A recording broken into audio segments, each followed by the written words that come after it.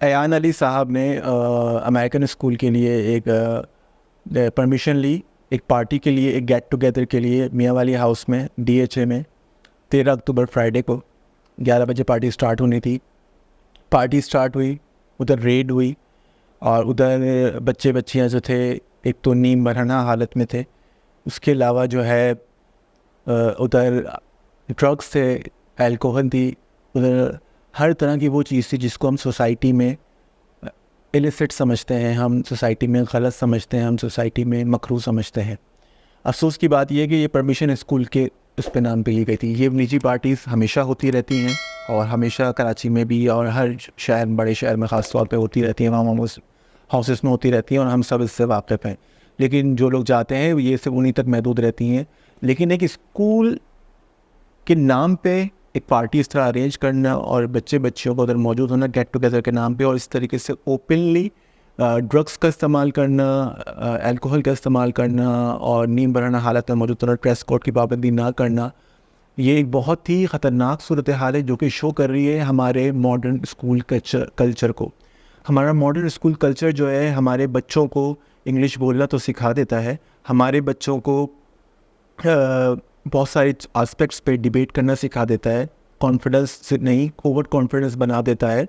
ماں باپ سے بدتمیزی کرنا بھی سکھا دیتا ہے، لیکن تہذیب سے عاری کر دیتا ہے. ان کو علم کی اصل حقیقت جاننے کی کوشش صحیح نہیں دیتا. علم جو ہے وہ ان سب سے بہت ماورا ہے. اگر آپ ایک کریکولم پڑھ کے ڈاکٹر بنتے ہیں، انجینئر بنتے ہیں، تو آپ کا جو علم ہے وہ صرف اس چیز تک، اس کریکولم تک محدود ہے. علم تو ہے ہی یہ تو ایک اسکل ہو گئی، علم تو ہے ہی اس سے باہر، اس کریکولم سے باہر ہی تو علم ہے. اگر آپ نے علم کو محدود کر لیا تو وہ علم کہاں رہا؟ ہمارے بچوں کا مسئلہ یہ کہ ہم اپنے سبجیکٹس پہ عبور رکھ کے، یا میرے اتنے اسٹریٹ ایز آئے ہیں اے لیولس میں اور اتنے یہ آئے ہیں، میرا اتنا گریڈ آیا ہے میٹرک میں اور میری اتنی پرسنٹیج آئی ہے، یا میرا اتنا میرٹ نمبر بنا، میرا اس یونیورسٹی میں ایڈمیشن ہو گیا، ہم اس کی بنیاد پہ اپنی انٹیلیجنس، اپنی قابلیت، اپنا انٹیلیکٹ واضح کرتے ہیں. کیونکہ شاید دنیا نے ایک ہی قاعدہ بنایا ہے، اور یہ قاعدہ ڈیزائن کیا گیا تھا، کس نے ڈیزائن کیا تھا؟ یہ ڈیزائن کیا گیا تھا انڈسٹریلائزیشن کے بعد، تاکہ دنیا میں انڈسٹریلسٹ کو ایک اچھی لیبر مل سکے. یہ لیبر بنانے کے لیے اسکولز بنائے گئے تھے تاکہ وہ ڈسپلن رہے، اوبیڈینٹ رہے، وہ out of the box critical thinking نہ کر سکے، وہ دنیا کے بارے میں نہ سوچ سکے، وہ اپنی ذات کے بارے میں نہ سوچ سکیں. تو ہم اپنی ذات پہ ہی سوچ و بچار نہیں کرتے، ہم دنیا پہ سوچ و بچار نہیں کرتے، ہم قرآن پہ سوچ و بچار نہیں کرتے. اور جب بچے یہ سب چیزیں نہیں کریں گے تو جب وہ دنیاوی تعلیم اس طریقے سے حاصل کریں گے، دنیاوی تعلیم تو یقیناً حاصل کرنی ہے، لیکن قرآن کی تعلیم یہی تو ہے کہ ہر آدمی گھر میں، جیسے کہ احمد جاوید صاحب کہتے ہیں کہ گھر میں جو ہے ٹیلیسکوپ ہونا چاہیے، ہر گھر میں ٹیلیسکوپ ہونا چاہیے کہ کائنات پہ غور و فکر کرو، ستاروں پہ غور و فکر کرو، سیاروں پہ غور و فکر کرو. تو جب قرآن ہمیں یہ کہہ رہا ہے، اس میں یہ نہیں کہہ رہا کہ صرف سائنٹسٹ اس پہ غور و فکر کریں گے، وہ ہر مومن سے مخاطب ہے کہ ہر بندہ جو اللہ پہ ایمان لایا ہے، یوم آخرت پہ ایمان لایا ہے، نبی صلی اللہ علیہ وآلہ وسلم پہ ایمان لایا ہے، اس کا فرض ہے کہ وہ کائنات پہ غور و فکر کرے، نیچر پہ، وہ وادیوں پہ غور و فکر، پہاڑوں پہ غور و فکر کرے، وہ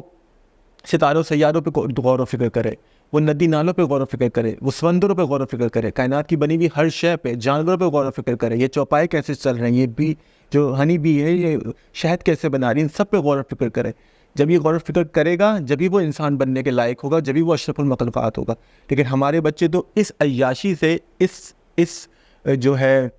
ان چیزوں سے آگے ہی نہیں نکل رہے. یقیناً یہ ان کا نجی معاملہ ہے اور یہ نجی ہی رہنا چاہیے.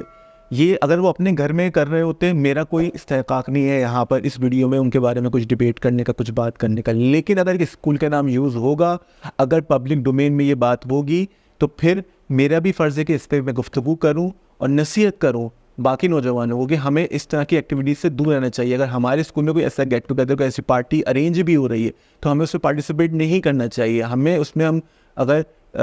پروٹیسٹ نہیں کر سکتے تو ایٹ لیسٹ ہم اس میں شرکت نہ کر کے ہی یہ دکھا دیں کہ ہم اس طرح کی ایکٹیویٹیز سے ملوث نہیں ہیں، یا ہم اس طریقے سے